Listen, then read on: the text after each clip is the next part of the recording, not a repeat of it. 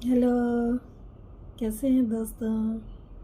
हास्यप्रद कहानी। जब चालाक व्यापारी के आगे यमराज ने भी हार मान ली। एक बार एक हाथी मर जाता है। उसकी आत्मा को लेने के लिए यम के दूत आते हैं और अब यमराज के पास ले जाते हैं।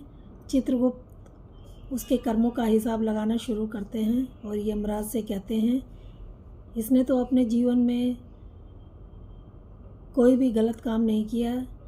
ये तो शुरू से ही ईमानदार रहा है और अपने मालिक का वफादार रहा है। इसने अपने मालिक की खूब सेवा की है। इसने कोई भी अपने मालिक को दुख नहीं पहुंचाया है। उसको कहते हैं, हाथी को तुम्हारी क्या कामना है, तुम क्या चाहते हो। हाथी ने कहा, मैं चाहता हूँ कि मेरा किसी रूप में भी जन्म दे दो, पर मुझे कभी भी मनुष्य के पास ना भेजना और मैं मनुष्य के पास नहीं जाना चाहता हूँ। तो वो कहते हैं कि मनुष्य तो बहुत अच्छे होते हैं और वो तो बहुत समझदार होते हैं, बहुत चालाक होते हैं, होशियार होते हैं। तो वही वो कहता है, वो कहता देखो यहाँ इतने सारे इंसान हैं।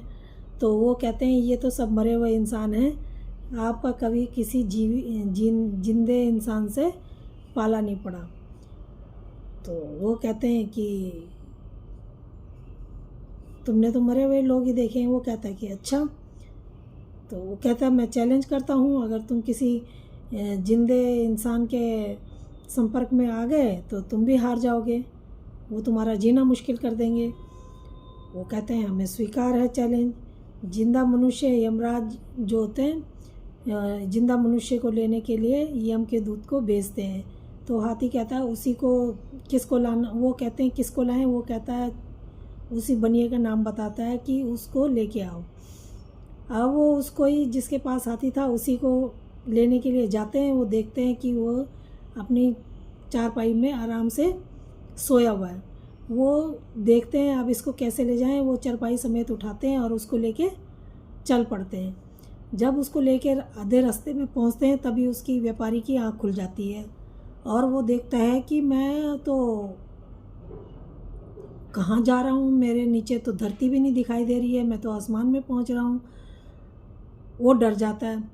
तभी वो देखता है कि मेरे को 4 आदमी उठा के चारपाई समेत मेरी लेके जा रहे हैं। वो पूछते हैं कि तुम लोग कौन हो और मुझे कहाँ लेके जा रहे हो। वो कहते हैं कि तुम्हारा जो हाथी मर गया था उसने तुम्हारी बहुत तारीफ़ की है और इसीलिए तुम्हें लेने के लिए हमें भेजा है। उसने कहा, वो तो ठीक है, वो तो मेरा हाथी था।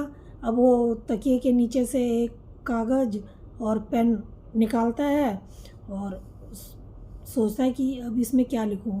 तभी उसको ध्यान आता है और वो उसमें कुछ ऐसी बात लिख देता है कि जब वो यमराज के पास जाते हैं उसको लेके, तो यमराज उसको देखता है और उसको कहता है कि अपने दूतों को तुम लेके आ गए। कहते, महाराज लेके आ। वो कहता है कि मुझे यहाँ क्यों लाया गया है, तुम जानते नहीं हो मैं कौन हूँ। वो कहता है, यमराज मैं तो नहीं जानता।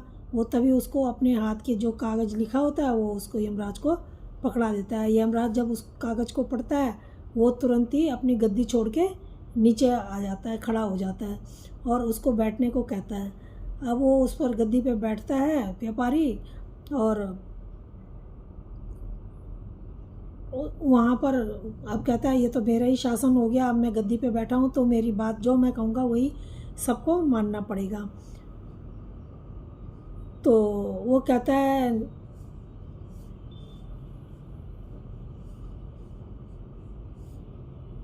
उसने कहा कि अब से कोई नरक में आदमी नहीं रहेगा, सब स्वर्ग में ही रहेंगे। अब जितने भी स्वर्ग नरक में लोग होते हैं वो सब स्वर्ग में आ जाते हैं और मज़े करने लगते हैं। अब वो कहता है कि चित्रगुप्त से कि इनका हिसाब बताओ। तो वो कहता है कि जब उनका हिसाब पूछता है तो वो कहता है कि इनको ये सज़ा देनी है, इनको ये सज़ा देनी है।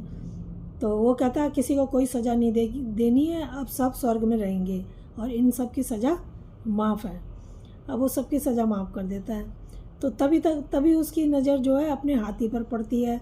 वो हाथी को कहता है कि तू तो मर के स्वर्ग में आ गया था और तूने तो मुझे भी अपने पीछे पीछे यहाँ बुला लिया।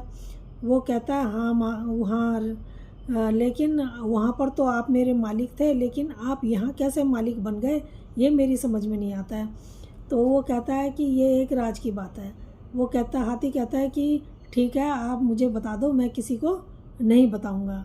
वो कहता है ठीक है, नहीं बताएगा तो ये एक ऐसे ऐसे मैंने लिखा था कागज़ में और इस तरीके से मैं यहाँ गद्दी पे बैठ गया हूँ। अब जब वहाँ पर इंद्र की अप्सराएं भी उससे बहुत परेशान हो जाती हैं व्यापारी से, कि देखती हैं यहाँ तो सारा काम काज उल्ट पुल्ट कर रहा है, ये सब चीज़ अपनी मनमानी से कर रहा है। तो अप्सराएं भी परेशान हो जाती हैं। वो सब विष्णु भगवान के पास जाती हैं।